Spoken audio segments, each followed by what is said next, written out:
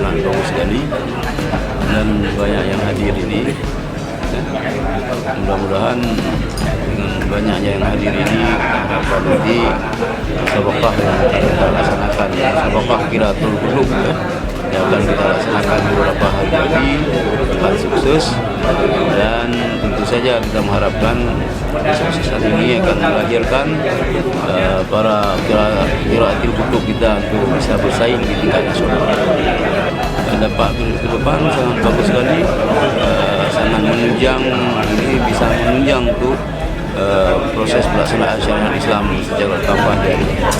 Dengan adanya musabaqah Qiraatul Qulub ini akan termotivasi masyarakat Aceh, anak-anak Aceh untuk lebih mendalami kitab kuning. Karena kitab kuning adalah ini juga sumber aslinya juga daripada Al-Quran dan Hadis. Karena keterbatasan kemampuan kita untuk mengkaji hukum daripada Al-Quran dan Hadis, maka kita kaji lewat kitab kuning.